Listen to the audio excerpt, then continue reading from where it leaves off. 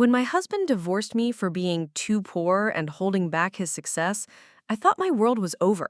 But when he had the audacity to invite me to his wedding with his wealthy new bride, I showed up with something that would destroy everything he'd built, and no one saw it coming. Let us know in the comments where you're watching. If this resonated, don't miss out on subscribing because tomorrow, I'm sharing something that will completely change how you think about this topic. My name is Cassandra Rivers, and for 3 years, I thought I had married my college sweetheart and best friend. Damien Ashford had been everything to me, charming, ambitious, and seemingly devoted.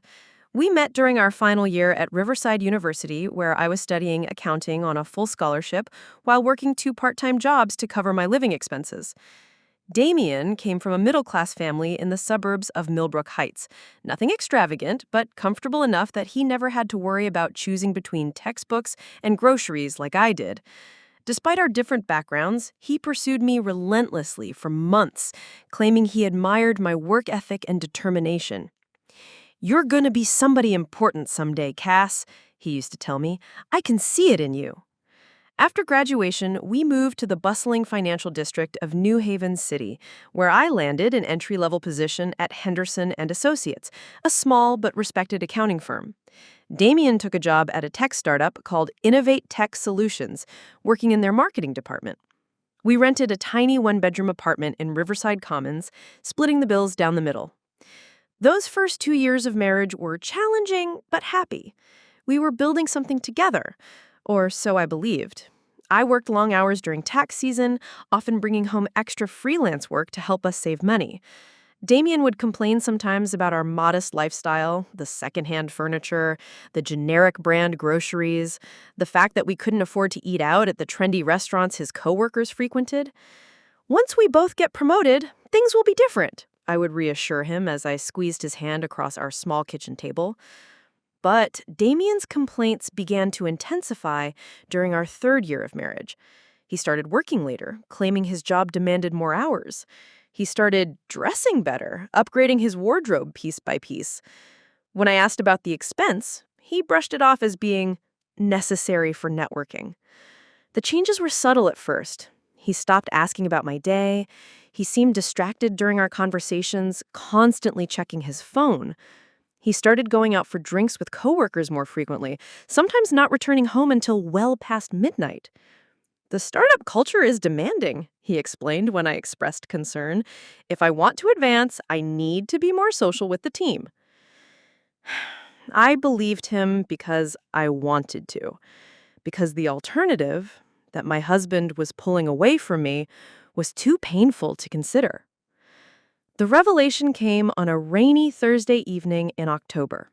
I had finished a particularly grueling day of auditing for a difficult client and decided to surprise Damien by picking him up from work. We could grab dinner somewhere cheap and cheerful, maybe that little Vietnamese place we used to love during our dating days. When I arrived at Innovate Tech Solutions' sleek downtown office building, I called Damien's phone to let him know I was in the lobby. It went straight to voicemail. Figuring he might be in a reading, I decided to go up to the 7th floor and wait for him. The receptionist, a young woman named Kelly, whom I had met at the company holiday party, looked surprised to see me. "Oh, hi, Cassandra. Are you here for Damien?" she asked, her expression oddly uncomfortable. "Yes, I thought I'd surprise him. Is he still in the office?" Kelly's face went pale. She glanced around nervously, as if looking for help. Damien left about 2 hours ago. He said he had a family dinner to attend." My stomach dropped. "A family dinner? What family dinner? And why would Kelly look so uncomfortable unless—" Kelly said quietly, leaning closer to the reception desk. "Cassandra, maybe you should talk to Damien directly about where he's been spending his evenings." I drove home in a daze, my mind racing. A family dinner. What family dinner? And why would Kelly look so uncomfortable unless... When Damien returned home at nearly 11 p.m., he was in unusually high spirits. His cheeks were flushed, and he smelled faintly of expensive perfume. Not mine. "Hey, babe," he said casually, loosening his tie. "How was your day?" "It was fine," I replied, watching his face carefully. "How was your family dinner?" He froze just for a moment, barely a second, but I caught it. "Oh, that. It was just a work thing. We called it a family dinner jokingly because the whole team was there." You know how startup people are with their weird terminology? I nodded and smiled, but inside my heart was breaking. Not because he was lying, I had suspected that for weeks, but because of how easily the lie came to him, how practiced he seemed at deceiving me. Over the next few days, I began paying closer attention. I noticed how he guarded his phone, how he showered immediately after coming home, how he'd started wearing cologne to work when he'd never cared about such things before. The final piece of the puzzle fell into place the following Tuesday. I had forgotten my laptop charger at home and returned during lunch to retrieve it. As I approached our apartment building, I saw Damien's car in the parking lot. But he was supposed to be at work. I climbed the stairs quietly and slipped my key into the lock as soundlessly as possible. The apartment was filled with the sound of Damien's voice, speaking in tones I hadn't heard from him in months. Warm, affectionate, intimate. "I know, sweetheart, but it's complicated," he was saying. "I can't just walk away from everything overnight. These things take time to handle properly." My blood turned to ice. I stood frozen in the entryway, listening. "No, you're right. She doesn't deserve to be strung along like this. It's not fair to any of us." A pause. "Of course I love you, Penelope. You know you're the only one who truly understands my ambitions." Penelope. I knew that name. Penelope Worthington was the daughter of the venture capitalist who had recently invested in Innovate Tech Solutions. I'd heard Damien mention her father, Harold Worthington, several times over the past few months. "I promise you, darling, by Christmas everything will be sorted out. We can finally be together properly, and I won't have to pretend anymore." The words hit me like physical blows. Pretend. Our entire marriage had become a pretense to him. I backed out of the apartment as quietly as I had entered, my whole body shaking. I sat in my car for nearly an hour, trying to process what I had just heard. My husband wasn't just having an affair. He was planning to leave me for a woman whose family could advance his career in ways I never could. That evening, Damien came home with flowers. Cheap grocery store daisies, the kind he used to bring me when we were first dating and money was tight. "I thought these might brighten up the apartment," he said, kissing my cheek with lips that probably kissed another woman hours earlier. I thanked him and put the flowers in water, all while a cold, calculating calm settled over me. For the first time in months, my mind was crystal clear. I finally understood exactly what I was dealing with, and I knew that everything I did from this moment forward would determine not just the end of my marriage, but the trajectory of my entire future. The game had begun, and Damien had no idea that I was finally ready to play. If you're loving what you're hearing, smash that subscribe button. It really keeps us going. All right, let's jump back in. The next morning, I woke up with a clarity I hadn't felt in months. While Damien showered, humming cheerfully as if he hadn't just shattered our marriage the day before, I lay in bed formulating my strategy. Every instinct screamed at me to confront him immediately, to throw his betrayal in his face and demand answers. But something deeper, more calculated, held me back.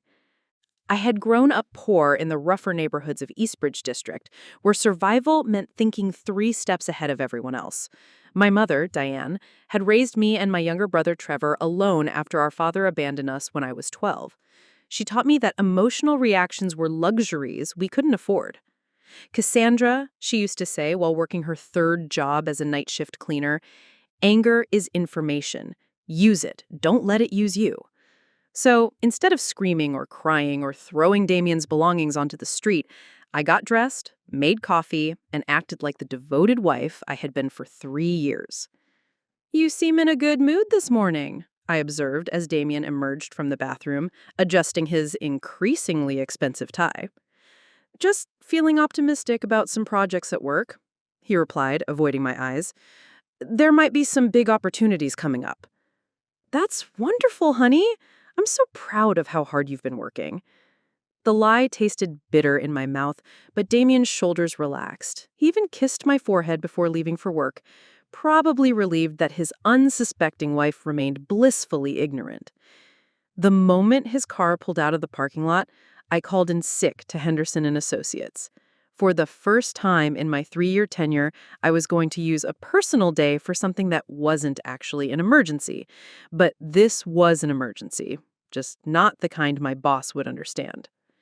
I started with Damien's home office, a converted corner of our bedroom where he kept his laptop, important documents, and personal files. We had always respected each other's privacy, but respect was a two-way street, and Damien had clearly stopped traveling it months ago. His laptop was password protected, but I knew Damien well enough to guess. He'd always been sentimental about certain dates, and his passwords usually involved our anniversary or his birthday. After 3 attempts, I got in using Penny Love 2024, which told me exactly how long this affair had been going on and how serious he considered it. The evidence was overwhelming. Months of text messages with Penelope, emails about romantic getaways, restaurant receipts for places I'd never been, hotel bookings during supposed work conferences. But more damaging than the affair itself was what I'd discovered about Damien's financial situation. For the past 6 months, while I'd been carefully budgeting every dollar and taking on extra freelance work to help us save money, Damien had been living an entirely different financial life. He had opened a separate checking account that I knew nothing about, an account that showed regular transfers from Worthington Capital Group. Harold Worthington wasn't just investing in Innovate Tech Solutions. He was personally funding Damien's lifestyle transformation. The expensive clothes, the fancy restaurants, even the cologne. It was all being subsidized by my husband's girlfriend's father, who clearly saw Damien as a suitable investment for his daughter's future. But the most devastating discovery was in Damien's email drafts folder. A resignation letter from Innovate Tech Solutions, dated for December 15th, along with a job offer from Worthington Capital Group as a strategic development associate with a starting salary nearly triple what he was currently making. Everything was planned. The timeline Penelope had mentioned, by Christmas everything will be sorted out, wasn't just about ending our marriage. Damien was positioning himself to be absorbed into the Worthington family empire, complete with a new career, a new social class, and a new wife who could offer him everything I couldn't. I printed everything. Every text message, every email, every bank statement, every receipt. Then I carefully returned his laptop to exactly how I'd found it and began phase 2 of my research. Penelope Worthington was everything I wasn't. Trust fund beautiful, effortlessly elegant, connected to New Haven City's elite social circles. Her Instagram account was public, probably because people like her never imagined that wives of cheating husbands would be scrutinizing their posts for intelligence. The photos told the story my husband had been hiding. Damien appeared in her feed starting 8 months ago. First in group photos at charity galas and networking events, then gradually in more intimate settings. Romantic dinners at Silvermore, the 5-star restaurant downtown, weekend trips to the Thornfield Resort in the mountains, private box seats at the New Haven Symphony Orchestra. This wasn't just an affair. This was Damien's audition for an entirely different life. One where he could pretend he'd never been married to a scholarship kid from Eastbridge District who shopped at thrift stores and clipped coupons. But Penelope's social media also revealed something else. She was documenting everything. Every gift Damien gave her, every romantic gesture, every expensive experience. She was proudly displaying a relationship with a married man to her thousands of followers, completely oblivious to how this might look to anyone who knew the full story.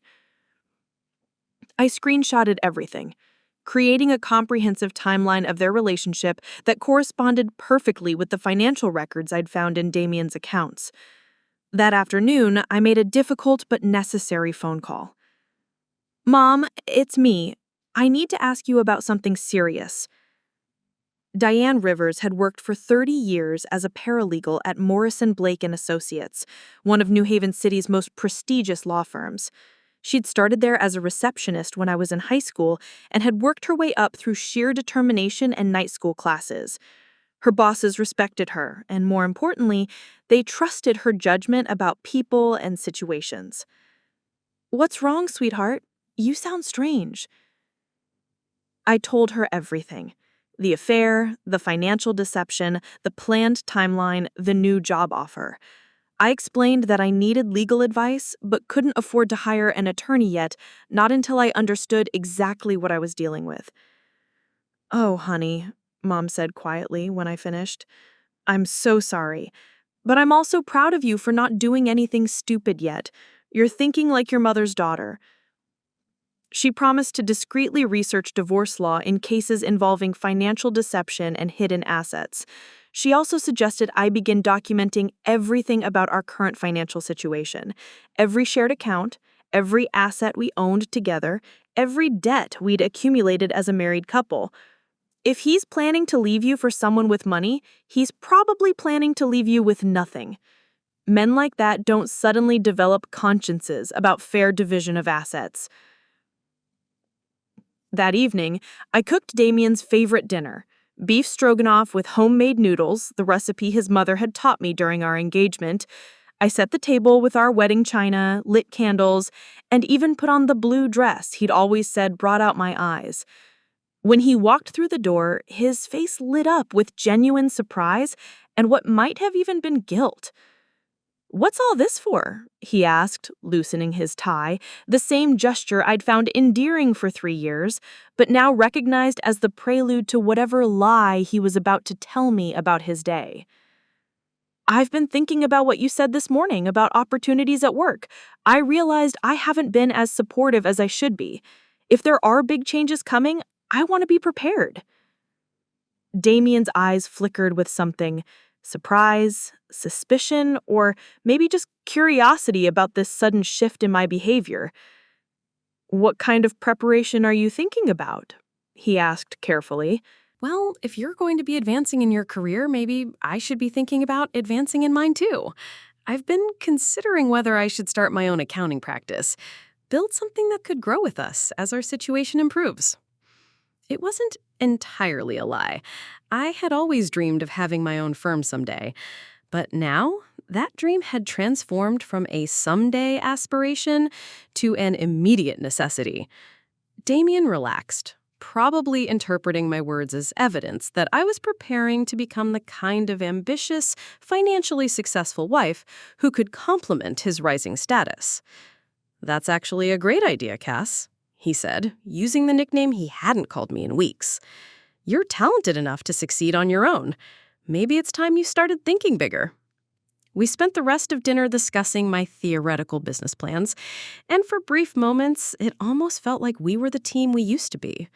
But every smile Damien gave me, every encouraging word, every gentle touch of his hand on mine was tainted by the knowledge that he was already planning his exit from this life we'd built together. After he went to bed, I sat at our small kitchen table with my laptop, officially registering Rivers Financial Consulting as a sole proprietorship and opening a business bank account. If Damien wanted to play games with hidden finances and secret career moves, I would be ready with a few strategic moves of my own. I also began researching Harold Worthington and his business empire more thoroughly. If I was going to be fighting people with that kind of power and money, I needed to understand exactly who I was up against and where their vulnerabilities might lie. By the time I finally went to bed, the scared, heartbroken wife who had discovered her husband's betrayal had been replaced by someone much more dangerous, a woman with nothing left to lose and a very clear plan for what came next. Damien was sleeping peacefully beside me, probably dreaming about his bright future with Penelope and the Worthington fortune. He had no idea that his carefully constructed plan was about to meet the one thing he'd always underestimated: his wife's intelligence, determination, and willingness to do whatever it took to survive. The preparation phase was complete. Now it was time to begin gathering the kind of intelligence that would give me leverage when the time came to make my move. 2 weeks into my intelligence gathering operation, opportunity presented itself in the most unexpected way.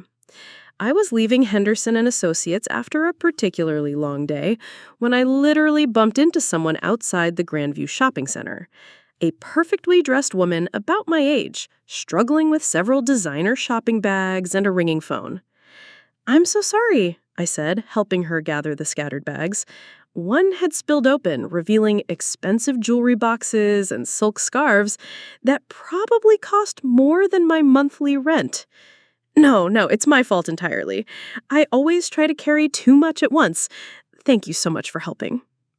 As she stood up, adjusting her perfectly styled auburn hair, I realized I was looking at Penelope Worthington. My husband's girlfriend was standing 3 feet away from me, completely unaware of who I was. For a split second, my pulse spiked with pure adrenaline. Every angry, hurt part of me wanted to introduce myself, to watch her face crumble when she realized she was speaking to the wife of the man she'd been stealing. But my mother's voice echoed in my head. Anger is information. Use it. Don't let it use you. "Are you all right?" Penelope asked, noticing my momentary pause. "You look a little pale." "Just tired from work," I replied, forcing a friendly smile. "Long day at the office, you know how it is." "Oh, absolutely. Though I have to admit, I'm lucky enough to work for my father's company, so my long days are a bit more flexible than most people's." She laughed, a genuine musical sound that made it clear why Damien had been drawn to her. "I'm Penelope, by the way. Cassandra, and that sounds like a nice arrangement. What kind of business is your father in?" "Investment and development. Worthington Capital Group. We work with a lot of tech startups and emerging companies." Her eyes lit up as she spoke, clearly passionate about the family business. "It's fascinating work, really. You get to see all these brilliant entrepreneurs with incredible ideas, and you help them build something amazing." I nodded enthusiastically, filing away every word. "That sounds incredibly rewarding. You must meet some really interesting people." "Oh, I do, actually. There's this one gentleman I've been working with lately. He's with a tech startup called Innovate Tech Solutions. Damien Ashford. He's absolutely brilliant, and his vision for the company's future is just remarkable."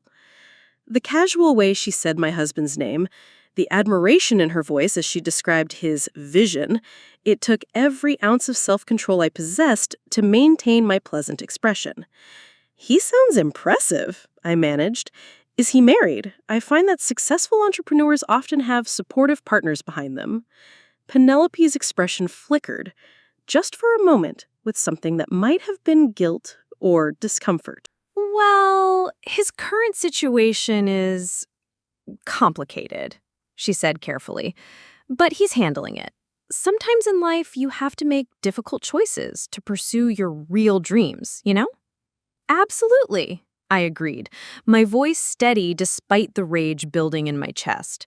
"Sometimes we outgrow situations that once served us." "Exactly! You understand perfectly!" Penelope seemed genuinely pleased to find someone who shared her perspective. It's refreshing to meet someone who gets it. So many people are so judgmental about these kinds of transitions. I could have ended the conversation there, walked away with the satisfaction of having confirmed what I already suspected about her attitude toward my marriage, but I sensed a bigger opportunity. "You know, Penelope, I was just about to grab coffee before heading home. Would you like to join me? I'd love to hear more about what you do. I'm in accounting myself, so the business development side of things fascinates me." Her face brightened immediately. "I would love that! There's a lovely little place called Meridian Cafe just around the corner. They have the most amazing lavender lattes." As we walked to the cafe, Penelope chatted easily about her work, her travels, her involvement in various charity organizations. She was intelligent, articulate, and genuinely likable, which somehow made everything worse. It would have been easier to hate her if she'd been awful. Over coffee, I carefully steered the conversation toward more personal topics, playing the role of a new friend eager to learn about her life. So, are you seeing anyone special? I asked with the kind of casual curiosity that women use when getting to know each other. Penelope's cheeks flushed slightly. Actually, yes. It's still fairly new and, like I mentioned, complicated, but I'm happier than I've been in a long time. Complicated how, if you don't mind me asking? I promise I'm not usually this nosy, but there's something about you that makes me feel like we could be good friends. The flattery worked perfectly. Penelope leaned forward conspiratorially. Well, he's technically still married, but it's really just a formality at this point. The marriage has been over in every way that matters for a long time. His wife is, well, she's a lovely person, I'm sure, but they're just completely incompatible. Incompatible how? I asked, taking a careful sip of my coffee to hide my expression. She's very limited in her thinking, small dreams, small ambitions. She works at some tiny accounting firm and seems perfectly content with their very modest lifestyle. But Damien, that's his name, he has so much potential. He deserves someone who can match his vision for the future, someone who can help him reach the level of success he's capable of achieving. Every word felt like a physical blow, but I maintained my interested, sympathetic expression. That does sound challenging. It must be hard for both of them being in a relationship where they want different things. Exactly! And the worst part is, she has no idea how much she's been holding him back. She thinks they're this perfect team, but really, she's been an anchor around his neck for years. Damien is far too kind to say so directly, but I can see how frustrated he gets sometimes. I set down my coffee cup very carefully, afraid that my trembling hands might betray me. When do you think he'll resolve the situation? Soon, I hope. We've been talking about it a lot lately.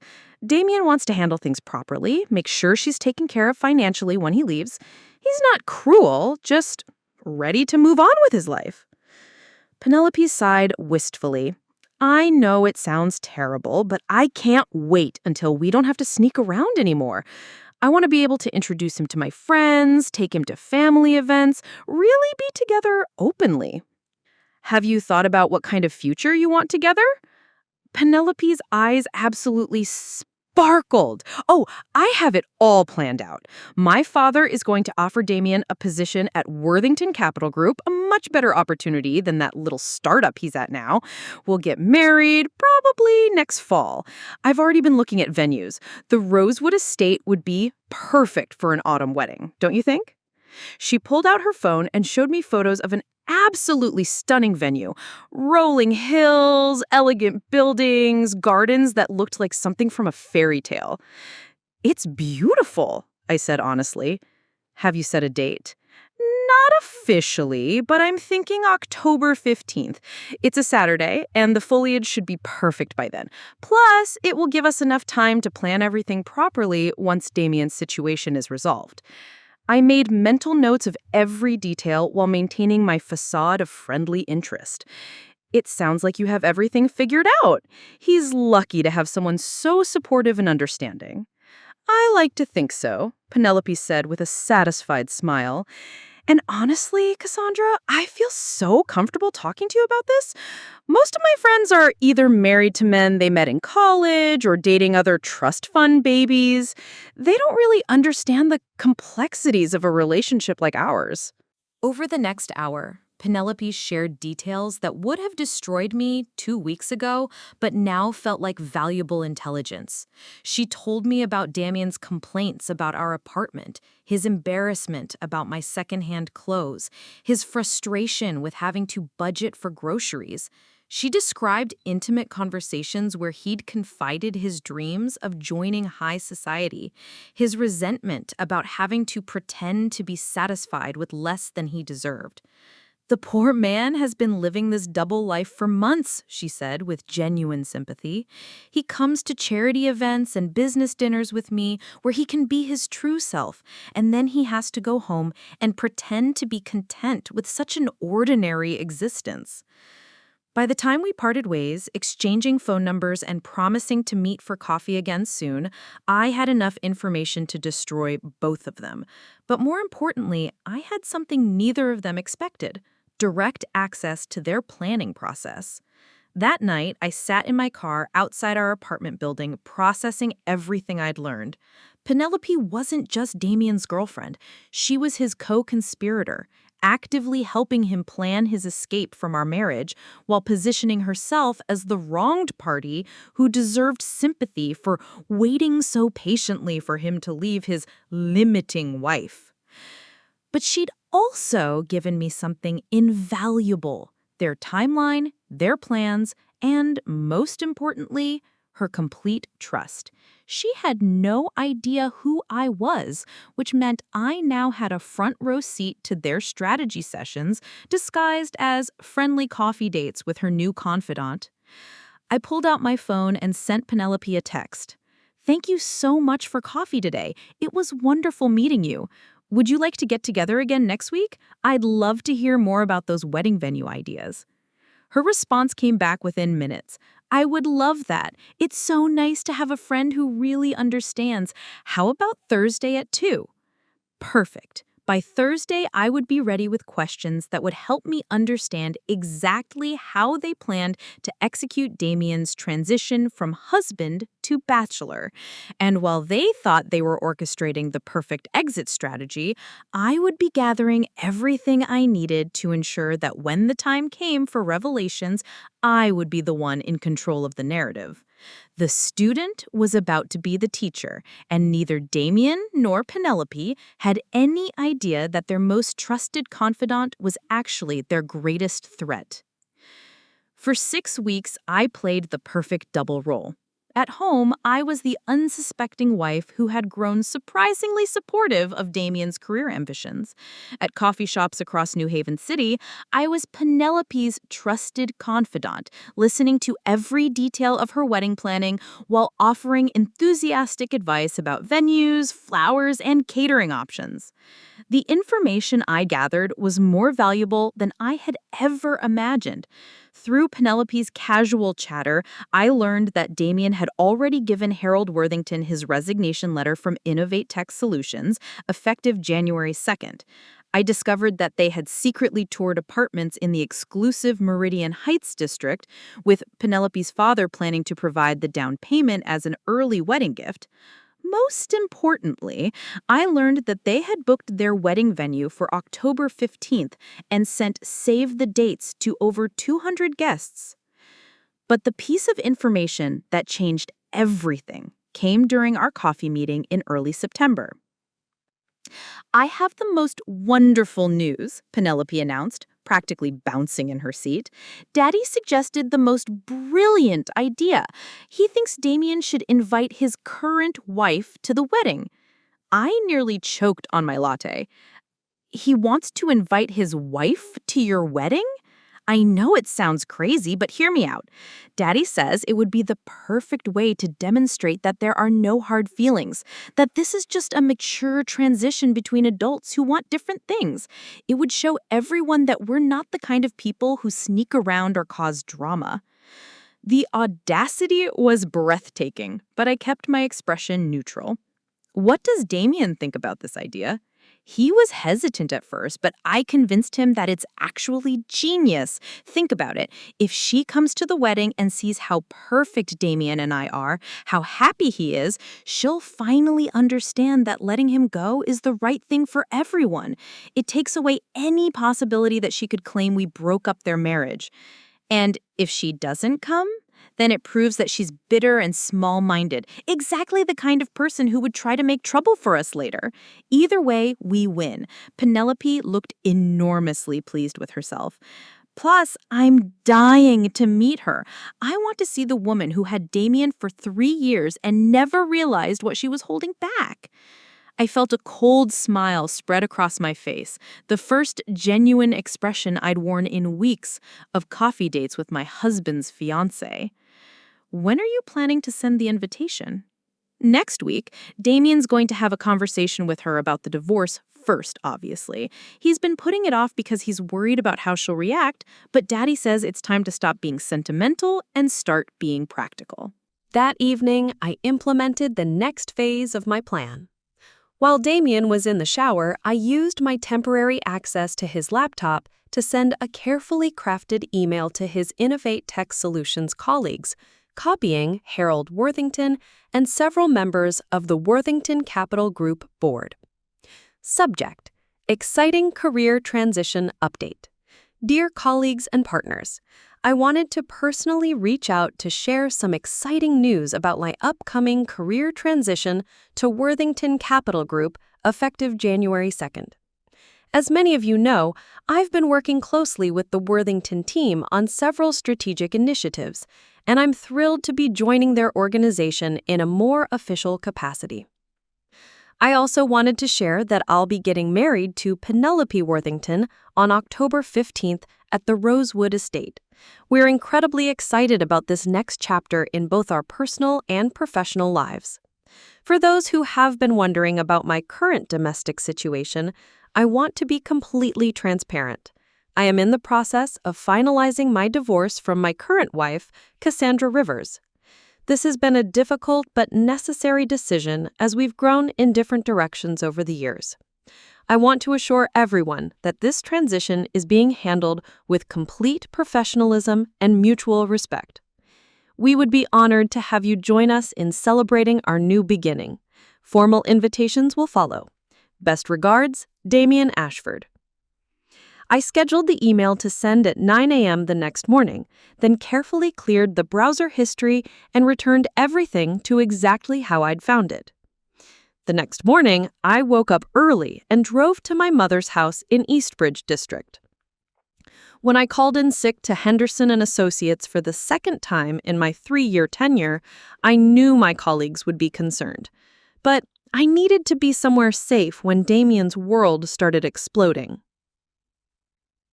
The first sign that my plan was working came at 9:47 a.m. when my phone started ringing with a call from Damien.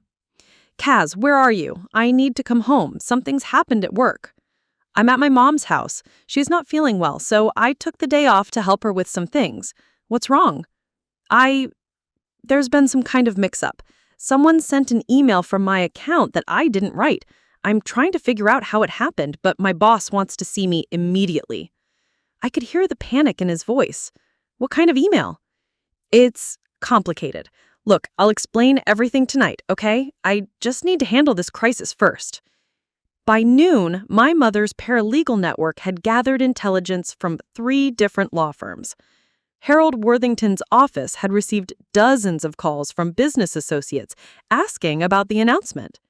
Innovate Tech Solutions was in damage control mode, trying to explain to clients and investors why their marketing director had apparently been conducting personal business on company time and using company resources to plan his transition to a competitor. But the most interesting development came from an unexpected source: Kelly, the receptionist at Innovate Tech Solutions, who had been watching this drama unfold for months. She called me at 2 p.m., her voice shaking with excitement. "Cassandra, I don't know if I should be telling you this, but something major is happening here. Damien's been called into meeting after meeting all day, and I just overheard our CEO on the phone with someone saying that if Damien has been using company resources and client relationships to benefit a competitor, they might have grounds for legal action." Legal action? Breach of contract, misuse of proprietary information, maybe even corporate espionage. I heard the words non-compete clause and intellectual property theft at least 5 times. This was better than I had hoped. I had simply wanted to force Damien's hand on the divorce timeline, but apparently I had stumbled onto something much more significant. By 4 p.m., the story had taken another turn. Penelope called me, sobbing.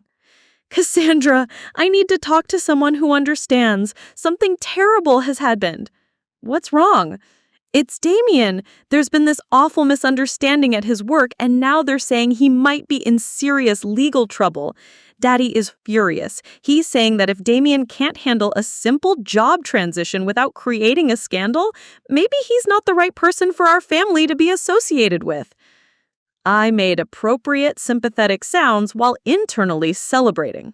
Harold Worthington was exactly the kind of man who would cut ties with anyone who threatened his business reputation.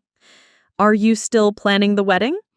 I don't know. Daddy says we need to postpone everything until this situation is resolved. And if it turns out that Damien really did something illegal, she couldn't even finish the sentence. That evening, Damien came home looking like he'd aged 10 years in a single day. His expensive clothes were wrinkled, his face was pale, and his hands shook as he poured himself a drink. Kaz, we need to talk. I looked up from the book I was reading, maintaining the perfect expression of innocent concern. Of course, honey. You look terrible. What happened today? Someone hacked my email account and sent a message that's caused a huge mess at work. They're launching an investigation and... He ran his hands through his hair. There might be serious consequences. What kind of consequences? Legal ones, financial ones, career-ending ones. He looked at me with something approaching desperation. Cass, I might need your help. If this gets as bad as they're saying it could, I might need a lawyer, a good one. I closed my book slowly, savoring the moment. Damien, before we talk about lawyers, I think there's something you need to tell me. Something about Penelope Worthington and your plans for October 15th. The blood drained from his face so completely that, for a moment, I thought he might faint. How do you know about your wedding? About your new job? About the apartment you've been looking at in Meridian Heights? I stood up, walking to our small kitchen table where I had laid out printed copies of every email, every text message, every financial record, every photo from Penelope's social media. I know everything, Damien. Every lie you've told, every dollar you've spent, every promise you've made to another woman while sleeping in our bed. He stared at the evidence spread across the kitchen table, his mouth opening and closing like a fish out of water. The only question now, I continued, my voice perfectly calm, is whether you want to discuss our divorce terms before or after your legal troubles destroy what's left of your relationship with the Worthington family. The silence stretched between us for what felt like an eternity. Damien stood frozen, staring at the evidence of his betrayal spread across our kitchen table like a devastating puzzle finally assembled. His face cycled through expressions: shock, panic, calculation, and finally a desperate kind of pleading. Cassandra, I can explain. No, I said quietly, cutting him off. You can't. There's no explanation that makes 3 years of lies acceptable. No story that justifies planning your exit from our marriage while using my trust fund knowledge to impress another woman's father. Damien's eyes widened. Trust fund knowledge? I smiled, cold and satisfied. Did you really think all those brilliant insights about investment strategies and financial planning were your natural talent? Every idea you impressed Harold Worthington with came from conversations with me about my accounting work. You just packaged my expertise as your vision. The realization hit him like a physical blow. His shoulders sagged as he understood that even his apparent success had been built on foundations I provided. What do you want? He asked, his voice barely above a whisper. I want you to understand something, Damien. When you decided I wasn't good enough for your ambitions, you made a critical error in judgment. You assumed that because I was poor growing up, because I shopped at thrift stores and clipped coupons, I was somehow less intelligent than you, less capable, less dangerous. I walked around the table, gathering the printed evidence into neat stacks. But here is what you never bothered to learn about me. Poor kids don't survive by being naive. We survive by being smarter than everyone who underestimates us. And you, my dear husband, have spent 3 years systematically underestimating the woman you married. Damien sank into one of our kitchen chairs, his head in his hands. What happens now? Now, now, you're going to help me understand exactly how deep your legal troubles run. Because while you were playing house with Penelope, I've been working on building something real. I opened my laptop and showed him the screen. Rivers Financial Consulting had acquired 12 new clients in the past 6 weeks, including 3 small tech startups that had been impressed by my strategic financial analysis. My business was generating more monthly revenue than Damien's Innovate Tech Solutions salary. I've also been working with my mother's law firm to ensure that when we divorce, the division of assets reflects the actual contributions each of us made to this marriage. Turns out, when one spouse is secretly planning to abandon the other while using shared resources to fund an affair, the courts take a very dim view of their claims to equal distribution. Damien looked up, his face pale.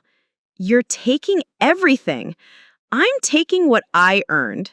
The difference is that you never bothered to pay attention to what I was actually contributing while you were busy being embarrassed by my background.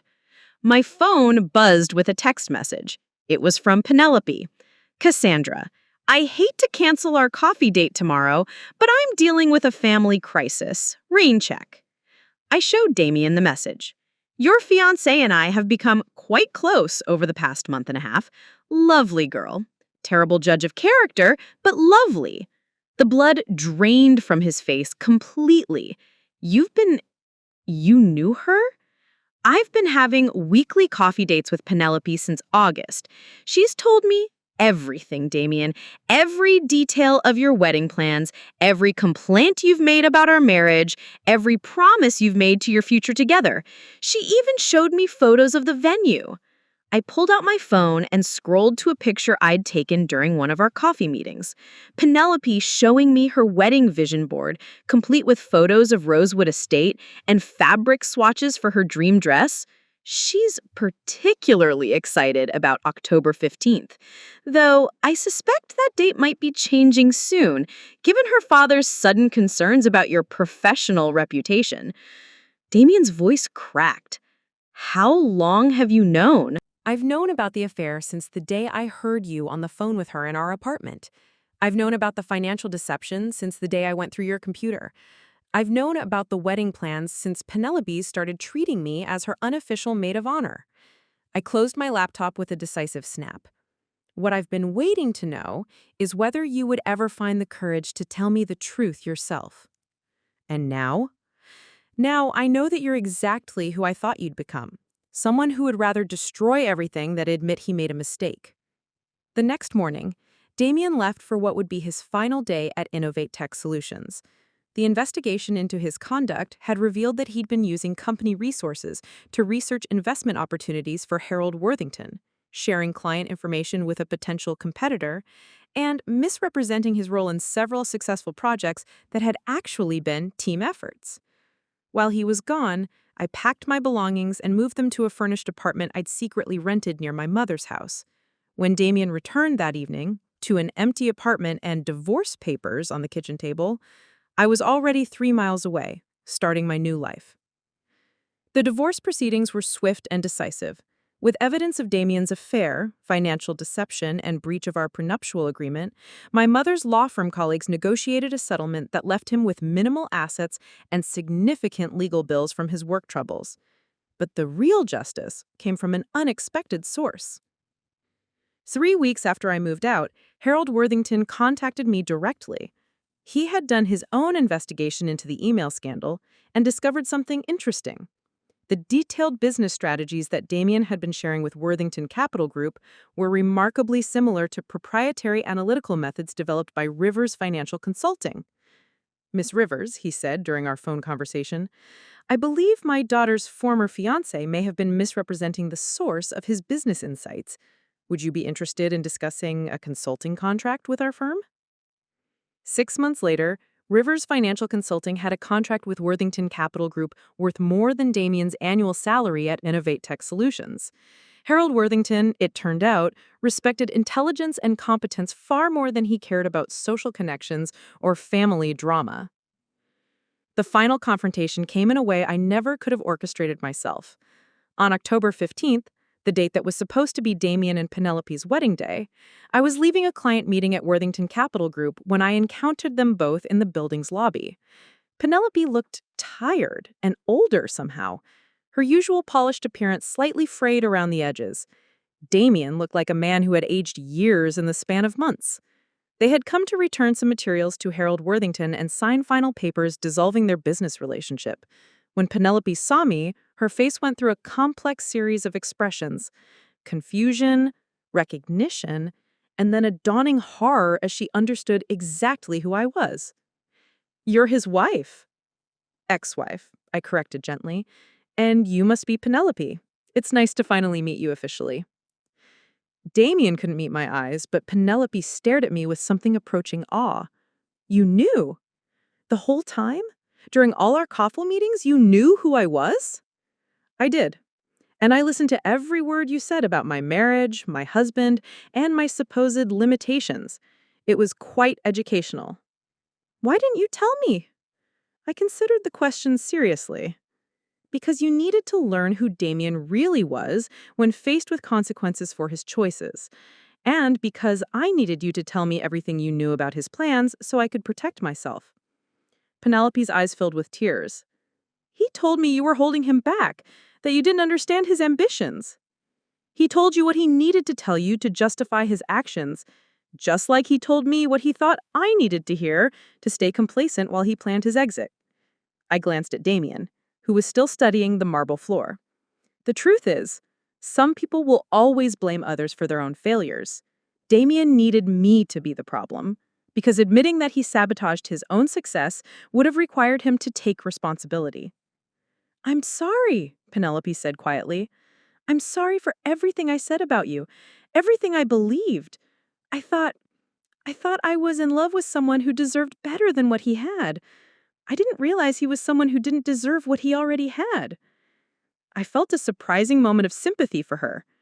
You fell in love with a version of him that he created specifically for you. That's not your fault. But staying with someone after you know who they really are, that would have been a choice. As they walked away, separately, I noticed, I realized that my mother had been right all those months ago. Anger was information, and I had used that information to transform my life in ways I never could have imagined when I was the heartbroken wife discovering her husband's betrayal. Today, Rivers Financial Consulting operates from a beautiful office in downtown New Haven City. I have 15 employees, contracts with major firms across the region, and a reputation for strategic thinking that has made me one of the youngest successful business owners in the city. Sometimes I run into people who knew Damien and me as a couple. They always ask what happened, how such a seemingly devoted marriage fell apart so suddenly. I tell them the truth. Sometimes people grow apart, and sometimes you discover that you never really knew someone at all. I never mention the revenge. I never explain the strategic planning or the careful intelligence gathering, because the real victory wasn't destroying Damien's plans. It was building something better from the wreckage of what I thought my life was supposed to be. And when people ask if I ever think about getting married again, I smile and tell them I'm open to possibilities. But now I know the difference between a partner who sees your potential and someone who sees you as a stepping stone to their own ambitions. The difference, it turns out, makes all the difference in the world. Next up, 2 more stories chosen just for you. If you enjoyed this, you'll want to see what's coming. Tap to keep going.